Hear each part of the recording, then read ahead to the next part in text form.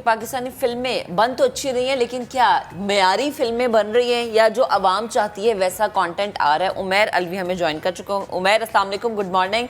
Please comment कीजिएगा, क्या आवाम अब पाकिस्तानी कंटेंट को पसंद कर रही है? उतना रिस्पॉन्स आ रहा है जितना चाहिए था हमें?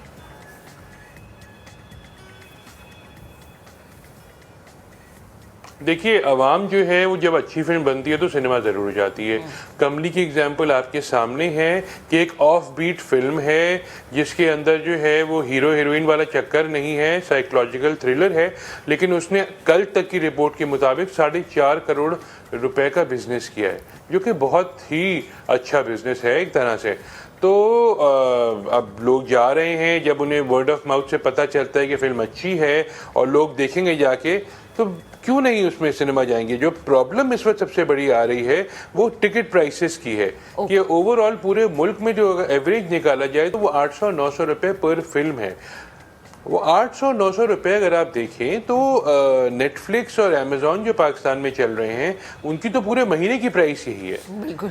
तो फिर एक आदमी जो इन्फ्लेशन से तंग है वो क्यों हर फिल्म के ऊपर जो है वो इतने पैसे खर्चा करेगा। अच्छा उमैर भाई, एक चीज़ मैं आपसे ज़रूर पूछूंगा, अगर कंपेयर करें कि नेटफ्लिक्स या फिर दीगर OTT प्लेटफॉर्म्स, उन्होंने दीगर ममालिक में सिनेमा पे क्या असर छोड़ा है और हमारे यहाँ सिनेमा को कितना हिट किया इन प्लेटफॉर्म्स ने?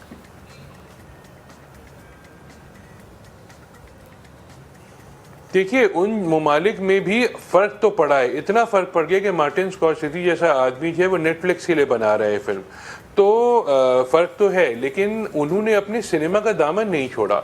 उनके यहाँ सिनेमा जो है आज भी, जब कोविड के बाद सिनेमास खुले हैं तो उन्होंने टिकट प्राइसेस इतनी कम कर दी कि लोग मजबूर हो गए सिनेमा जाने के ऊपर। लेकिन हमारे यहाँ टिकट प्राइसेस उन्होंने बढ़ा दिए। हमारे यहाँ सिनेमा कल्चर वैसे ही नहीं था कोविड से पहले, लेकिन अब तो बिल्कुल ही ख़त्म हो गया है। मतलब मैं जो 3 फिल्में अभी लगी हैं पाकिस्तानी लास्ट, उनमें गया हूँ तो मुझे सिनेमा में लोग ही नज़र नहीं आए। और हमारे तो पाकिस्तान में एक रूल ये है कि अगर 10 लोगों से कम है सिनेमा तो वो फिल्म नहीं चलाते। तो ऐसा हुआ है कि 2-3 दफ़ा कि उन्होंने मुझे कहा स्टैंड बाय पे रहें सर, रुक जाएं, शायद लोग आ जाएं, और लोग आए तो मैं जाके सिनेमा मैंने फिल्म देखी। तो अफसोस यही है कि हमने सिनेमा कल्चर को बनाने के बजाय सिनेमा से पैसा बनाने पे तवज्जो दी। ओह, बिल्कुल सही बात है। अच्छा उमैर, एक और चीज़, हमारा नज़रिया, स्पेशली मेरा पॉइंट ऑफ व्यू ये है कि जी हम ये सोचते हैं कि वही अदाकार जो कि हम छोटी स्क्रीन पे देखते हैं हाँ, कि क्वेश्चन ये है कि जी छोटे पर्दे के अदाकार बड़े पर्दे पे भी हमें नज़र आते हैं। तो उमैर, क्या ये भी एक है वजह लोगों के सिनेमा का रुख ना करने की?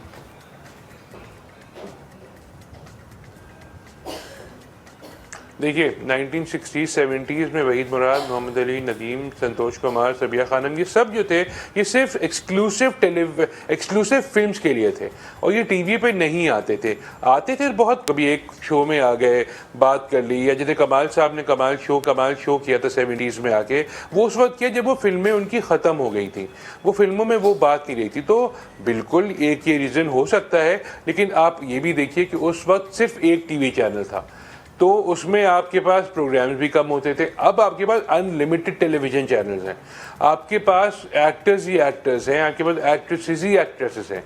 तो अब इन्हीं लोगों में से आप लोग उठाएंगे ना, क्योंकि फिल्में तो आपके बन नहीं रही हैं। एक वक्त तो ऐसा आया था 2007 और 2011 के बीच में, जब सिर्फ शुएब मंसूर की फिल्में जो थी वो सिनेमा में लगी और चली, जो बाकी लगी वो फ्लॉप हो गई। तो अब कहाँ से लेके आएंगे? कोई एकेडमी तो है नहीं आपके पास। तो इन्हीं लोगों को जो है एक्सक्लूसिवली आहिस्ता आहिस्ता फिल्मों में आना पड़ेगा। टेलीविज़न को, जैसे फ़हद मुस्तफ़ा की अभी आपने रिपोर्ट में चलाया भी, फ़हद मुस्तफ़ा अब टीवी नहीं करते, वो सिर्फ जी तो पाकिस्तान होस्ट करते हैं। तो फ़हद मुस्तफ़ा एक एग्जांपल है। हुमायूं सईद, उन्होंने 7 साल में 2 टेलीविज़न सीरियल्स किए होंगे पिछले। महविश हयात ने तो आखिरी काम टीवी पे 2015 में किया था।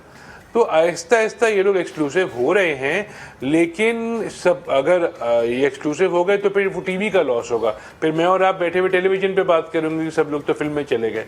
तो बैलेंस इनको खुद ही रखना चाहिए, आहिस्ता आहिस्ता रखेंगे बैलेंस, तभी आएगा। और लोग इनको अगर टेलीविजन पे भी देख रहे हैं तो वो सिनेमा में भी देखने को तैयार है, कोई प्रॉब्लम नहीं है।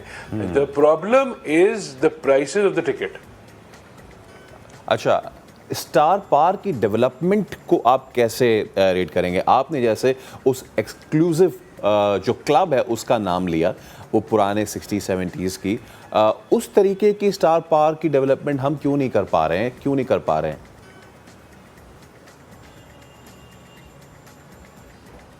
देखिए, उस वक्त तो फिल्में आपकी अच्छी होती थी ना, फिल्में चलती थी, फिल्में बॉक्स ऑफिस पे बिजनेस करती थी, silver jubilee, golden jubilee, platinum jubilee होती थी, फिल्मों से पैसा आता था तो फिल्मों में लगता था। अब तो फिल्मों से पैसा ही नहीं आता है ना, बड़ी मुश्किल से तो रिकवर करते हैं लोग, जो बेचारे प्रोड्यूसर्स हैं, तो फिर वो लेके भी उन्हीं लोगों को आते हैं जो उनकी रेंज में होते हैं। अगर आप जैसे देखें, संतोष कुमार और सबिया खानम की जोड़ी थी, वो फिल्म में हिट है तो लोग चाहेंगे ना कि अगली फिल्म में भी उनको ले। जैसे वहीद मुराद साहब जब आए थे 60s में तो वो सुपर डुपर हिट हो गए थे, तो हर प्रोड्यूसर की कोशिश थी कि वो उनको अफोर्ड कर सके। अब ये बेचारे आजकल के जो हमारे फिल्म मेकर्स हैं कि तो अफोर्ड ही नहीं कर सकते, क्योंकि अगर फर्ज कीजिए 6 करोड़ लोग एक फिल्म के ऊपर लगाते हैं तो जब तक वो 18 करोड़ नहीं करेगी उनको पैसे रिकवर नहीं होंगे इनके। और 18 करोड़ करने के लिए आपको सिनेमास चाहिए, सिनेमास तो है ही नहीं आपके पास 150 से भी कम सिनेमाज हैं इस वक्त। और जिस वक्त की हम बात करें एक्सक्लूसिव जो लोग थे, 1000 सिनेमाज थे उस वक्त, तो बहुत बड़ा फ़र्क है। हाँ, हमें अपना एक OTT प्लेटफॉर्म चाहिए है जिसमें बैठ के जो है वो हम अपनी चीज़ें डालें, पैसे कमाएं और उसके बाद फिर इन्वेस्ट करें। लेकिन वही जो बात है ना कि हम अभी क्या क्या करें। हम सिनेमाज बनाने की कोशिश कर रहे थे, वो रुक गई। हम सिनेमाज में अच्छी फिल्में लाने की कोशिश कर रहे थे, कोविड आ गया।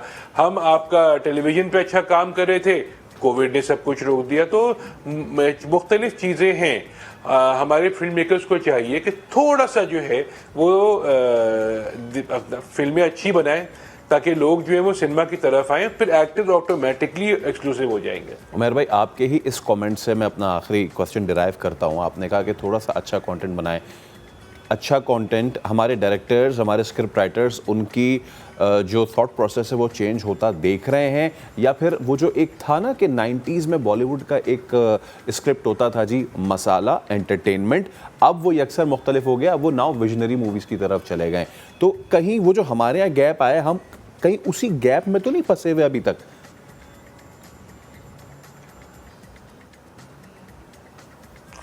हम उस गैप में उस वक्त फंसे हुए थे 90s में भी, और हम आज भी फंसे हुए हैं। हमें अभी तक पता ही नहीं चल रहा है कि हमें करना क्या है। आप सोचिए, जब कमली जैसी फिल्म आ गई है और उसके बाद जो फिल्में आई हैं वो कमली से कमतर हैं, इसलिए कि वो कमली के साथ ही बन रही थी। उन्हें थोड़ी पता नहीं कमली आएगी तो कमली का तबाही मचाएगी। हमें कोशिश करनी है कि अब जो आगे आके फिल्में आ रही हैं वो बेहतर हो। देखिए, जॉनरा बहुत सारे हैं, आप खाली रोमांटिक कॉमेडी पे क्यों अटके हुए हैं? ये हमारी बेवकूफ़ी है कि हम अटेम्प्ट ही नहीं करते हैं। अभी ईद पे आएगी लफंगे, वो हॉरर कॉमेडी है, ठीक है। इसी के बाद शोएब मंसूर की फिल्म आएगी सितंबर में, वो पेट्रियाटिक फिल्म होगी यकीनन। फिर उसके बाद आपका आएगी मौला जट, जो एक्शन थ्रिलर से भरपूर होगी। हम जा रहे हैं उस तरफ आहिस्ता आहिस्ता, हमें थोड़ा तेज़ जाना होगा। हम इस वक्त अगर आप देखें कि हम साइकिल पे चल रहे हैं तो हमें गाड़ी में जाना चाहिए। और जब तक हम जाके अपनी सोच बड़ी नहीं करेंगे, जब तक हम ये नहीं देखेंगे कि ऑडियंस क्या देखना चाह रही है, हम उनको कोई नई चीज़ नहीं देंगे, वो सिनेमा नहीं आएंगे। देखिए, 900 रुपये का टिकट है, आपके रिफ्रेशमेंट के साथ 1500 पर हेड हो जाते हैं। और 1500 में अगर आप एक बुरी फिल्म देख के निकल रहे हैं तो उससे नुकसान आगे आने वाली 3 फिल्मों को होगा जो लोग नहीं जाएंगे देखने के लिए। सही, ठीक। उमर, बेहद शुक्रिया, आप मौजूद थे, हमारे साथ गुफ्तगू कर रहे थे। और अगेन वही बात कि अगर टिकट थोड़ी सस्ती हो जाए तो शायद मैं और फैसल भी मूवी देखने चले जाएं।